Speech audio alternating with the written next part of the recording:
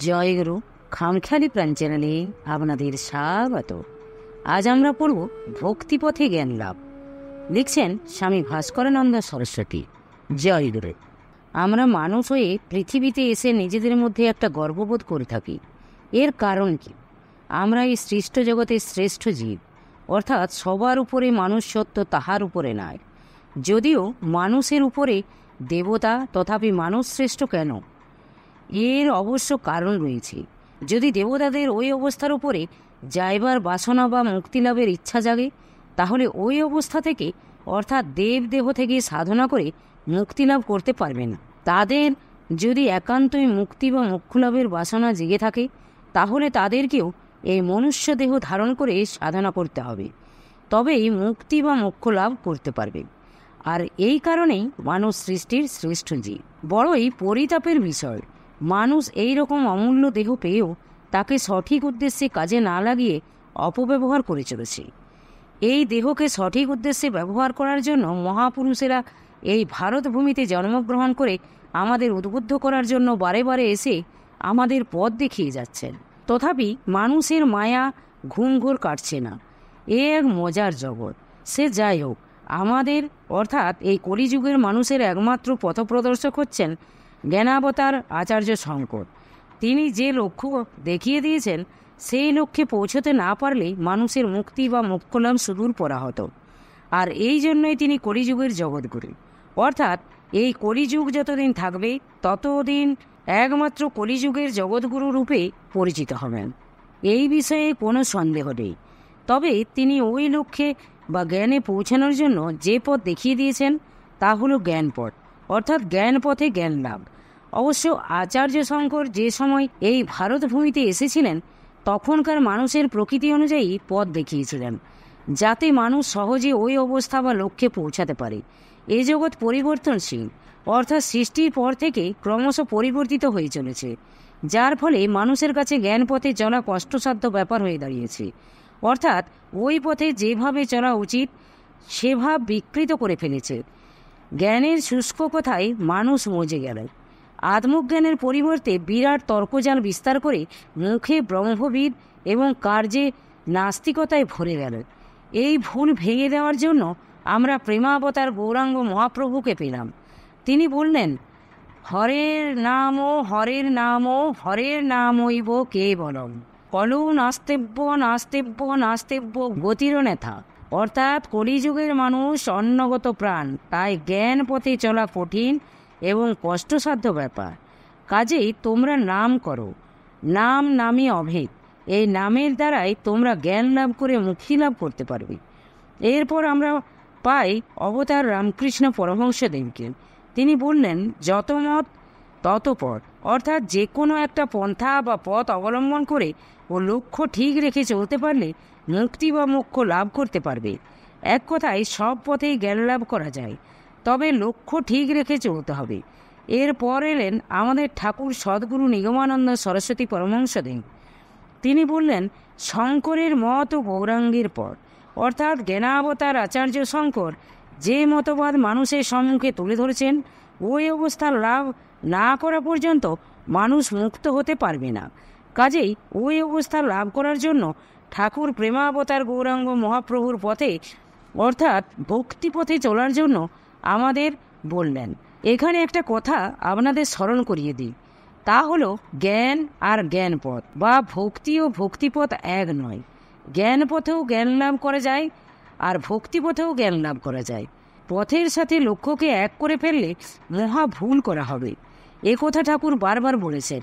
এই প্রসঙ্গে, অর্থাৎ শঙ্করের মত ও গৌরাঙ্গের পথ সম্পর্কে আলোচনার আগে এ বিষয়ে ঠাকুর কি বলেছেন, তা আমাদের অতি অবশ্যই জানা কর্তব্য বলে মনে করি।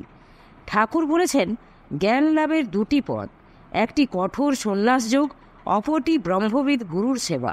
এই বিষয়ে বলতে গিয়ে তিনি আরও বলেছেন, ভক্তিপথে জ্ঞান লাভ, এটাকেই আমি বলি শঙ্করের মত ও গৌরাঙ্গের পথ। অর্থাৎ শঙ্করাচার্য যে লক্ষ্য নির্ধারণ করে দিয়েছেন, ওই অবস্থা লাভ না হওয়া পর্যন্ত মানুষ মুক্ত হতে পারে না। এক কথায় জ্ঞান ছাড়া মানুষের মুক্তি অসম্ভব। এখন যে অবস্থা আমাদের লাভ করতে হবে সেই অবস্থাটা কীরকম জানা প্রয়োজনবোধে আলোচনা করা দরকার। এখন জ্ঞান বলতে এই জাগতিক জ্ঞান নয়, সেই চরম বা পরম জ্ঞান বা ব্রহ্মজ্ঞানকে এখানে লক্ষ্য করা হয়েছে। আসলে জীব তো ব্রহ্ম ছাড়া কিছু নয়। মায়ার আবরণে আবরিত হয়ে দেহটাকেই আমরা আমাদের স্বরূপ মনে করছি। এটা আমাদের মনের ভ্রম। এই মনের ভ্রম দূর করতে না পারলে আমরা সেই অবস্থা লাভ করতে পারবো না। এখন কথা হলো কিভাবে এই ভ্রম জ্ঞান জীবের দূর হবে। এই ভ্রম দূর করার বহু উপায় রয়েছে। তার মধ্যে এখানে একটি সহজ বিচার বা বিশ্লেষণ পথের কথা উল্লেখ করছি। এই যে আমরা সকলে আমি আমি করি, আচ্ছা বলুন তো এই দেহের কোনটা আমি? প্রথমে দেহের বহিরাকৃতি ধরে বিচার শুরু করা যাক। আমি মাথা, এ কথা কেউ বলে না, বলে আমার মাথা। এইভাবে দেহের প্রতিটি অঙ্গকে ধরে যদি বিচার করা যায় তাহলে দেখা যাবে সব ইন্দ্রিয়ের ক্ষেত্রে একই অবস্থা আসছে। অর্থাৎ আমার চোখ, আমার কান, আমার নাক, আমার মুখ, আমার হাত, আমার পা ইত্যাদি ইত্যাদি। এবার দেহের ভিতরকার ইন্দ্রিয়ের মধ্যেও একই অবস্থা আসছে। অর্থাৎ আমার মন, আমার বুদ্ধি, আমার অহংকার, আমার চিত্ত ইত্যাদি আসছে। অর্থাৎ আমি আসছে না। অথচ আমরা সকলে এই দেহটাকে লক্ষ্য করে আমি করছি। তবে কি আমার মধ্যে আমি নেই? আছে। সেই ব্রহ্মের আমি আপনার মধ্যে প্রতিধ্বনিত হচ্ছে, কিন্তু আমরা সেই ব্রহ্মের আমিকে এই দেহ আমি ভেবে মহা ভুল করছি। এই ভুল না ভাঙা পর্যন্ত আমরা আমাদের স্বরূপ অবস্থা লাভ করতে পারবো না। এ বিষয়ে জ্ঞানাবতার আচার্য শঙ্কর কি বলেছেন তার রচিত নির্বাণ ষটকে দেখা যাক। অহং প্রাণ সংঘন চ পঞ্চবায়ুর্ন বা সপ্ত ধাতুর্ন বা পঞ্চকোষা ন বাকো পানিপাদং ন চোপস্থ পায়ু চিদানন্দ স্বরূপ শিবহ হং শিবহ হং। আমি প্রাণ, পঞ্চবায়ু বা দেহের মধ্যে যে সপ্তধাতু, পঞ্চকোষ ইত্যাদি এসব আমি কিছুই নই। আমি বাক, হাত, পা, পায়ু, উপস্থ এসব আমি কিছুই নই। আমি সেই চিদানন্দ ব্রহ্ম ছাড়া আর কিছুই নই। এই দুইটি উপমা হলো জ্ঞান পথ বা বিচার বিশ্লেষণের পথ। এই বিষয়ে আচার্য শঙ্কর আরও সহজ ও সংক্ষেপে বলেছেন। শ্লোকার্ধেন প্রবক্ষামি যদুক্তং গ্রন্থ কোটিভি ব্রহ্মসত্যং জগৎ মিথ্যা জীব ব্রহ্মৈব না পর। যে কথা ব্যক্ত করার জন্য আমাদের হিন্দু শাস্ত্রে কোটি কোটি গ্রন্থ প্রণয়ন হয়েছে, সেই কথা আমি অর্ধশ্লোকে বলছি বা প্রকাশ করছি। একমাত্র ব্রহ্মই সত্য বস্তু, আর এই জীব জগৎ মিথ্যা। জীব ব্রহ্ম ছাড়া কিছু নয়। আমরা আমাদের স্বরূপ ভুলে এই দেহটাকেই আমরা আমি ভাবছি, আর এই চোখের সম্মুখে যা কিছু দেখছি এটাকেই সত্য বলে ভেবে নিয়ে চলেছেন। এই ভ্রম দূর করার জন্য উপরিউক্ত তিনটি উপমা সহযোগিতায় বোঝানোর চেষ্টা করা হয়েছে। আর এই হলো জ্ঞান পথে জ্ঞান লাভ করার কথা। সোজা কথায় এ হলো বিচার বিশ্লেষণ পথ। অর্থাৎ নেতি নেতি বিচারের মাধ্যমে ওই স্বরূপ অবস্থা আমাদের লাভ করতে হবে। এই অবস্থা লাভ করতে হলে একজন উপযুক্ত সদ্গুরুর দরকার। তিনি এই ভ্রম দূর করে ব্রহ্মজ্ঞানে প্রতিষ্ঠিত করতে পারেন।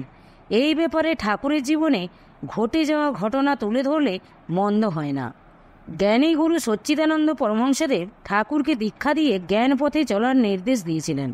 অতঃপর গুরু শিষ্য মিলে পরিব্রাজক হয়ে ভারত ভ্রমণে বেরিয়েছিলেন। ভ্রমণ শেষে ঠাকুরের গুরুদেব বললেন, দেখো, আমি যোগ পথে সিদ্ধ নই, জ্ঞান পথে সিদ্ধ, কিন্তু এ পথ বড় কঠিন। একেবারে জীবনমৃত হয়ে যেতে হবে, সময়ও বহু লাগবে। তার চেয়ে তোর পক্ষে সহজ যোগের পথ। তুই একবার যোগের পথ দিয়ে ঘুরে আয়, তোর সব খুলে যাবে। কাজেই তুই যোগী গুরুর অনুসন্ধান কর, কারণ তোকে দিয়ে জগৎগুরুর জগতের বহু কাজ করিয়ে নেবেন। এখানে এই কথা তুলে ধরার কারণ হলো ঠাকুরের মতো ব্যক্তি, যিনি 3 বছরে চতুর্বিদ সাধনায় সিদ্ধিলাভ করেছিলেন, তার মতো ব্যক্তিরও বহু সময় লাগবে বলেছিলেন তার গুরুদেব। ঠাকুরের গুরুদেবেরও পূর্ণজ্ঞানে প্রতিষ্ঠিত হতে বহু সময় লেগেছিল। এমনকি ভগবান রামকৃষ্ণ পরমহংসদেবের জ্ঞানীগুরু তোতাপুরীর 40 বছর সময় লেগেছিল। কাজেই আমরা হলাম সাধারণ মানুষ।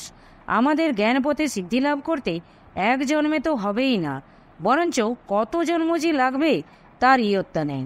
আর এ পথ হলো স্বভাবের প্রতিকূল, অর্থাৎ যা তোমার স্বভাবে নেই তাকে অভ্যাসের দ্বারা স্বভাবে পরিণত করতে হবে। কত জন্ম জন্মান্তরের সংস্কার যে আমাদের মধ্যে রয়েছে বদ্ধমূল হয়ে, একে কাটিয়ে অর্থাৎ এই বাস্তব জগৎকে মিথ্যা প্রতিপন্ন করা কঠিন ব্যাপার, এ বিষয়ে কোনো সন্দেহ নেই। এই কারণেই আমাদের ঠাকুর ভক্তিপথে জ্ঞান লাভ করার কথা বলেছেন, কারণ ভক্তিপথ স্বভাবের অনুকূল। অর্থাৎ তোমার মধ্যে যে ভাব রয়েছে সেই ভাবকে অবলম্বন করে চলতে হবে। আমরা আমাদের এই ভাবগুলিকে জাগতিক বস্তুর মধ্যে আবদ্ধ করে রেখেছি। শুধু আমাদের করণীয় ওই ভাবকে জাগতিক বস্তু থেকে প্রতিহত করে ভগবতমুখী করার চেষ্টা করতে হবে। শুধু এইটুকু করণীয়। এখানে একটা কথা আপনাদের বলে রাখি, যখন আমাদের এই পঞ্চভাবকে অর্থাৎ শান্ত, দাস্য, সখ্য, বাৎসল্য ও মধুর ভাব জগতের বস্তুর প্রতি ধাবিত হচ্ছে, তখন তাকে বলা হয় আসক্তি। আর ওই ভাবই যখন গুরু বা ভগবতমুখী হবে, তখন আমরা তাকে বলি ভক্তি। তাহলে দেখা যায় আসক্তি আর ভক্তিতে তত্ত্বত কোনো পার্থক্য নেই, পার্থক্য শুধু বিষয় নেই। অতএব একই বস্তু বিষয়ের প্রতি ধাবিত হলে এক রূপে প্রতিভাত হচ্ছে, আর ভগবতমুখী হলে সম্পূর্ণ অন্য রূপে প্রতিভাত হচ্ছে। আর এই ভাবগুলি মানুষের মধ্যে রয়েছে বলে ভক্তিপথকে স্বভাবের অনুকূল বলা হয়ে থাকে। কাজেই এখন বুঝতে অসুবিধা নেই জ্ঞানপথ আর ভক্তিপথে তফাৎটা কোথায়।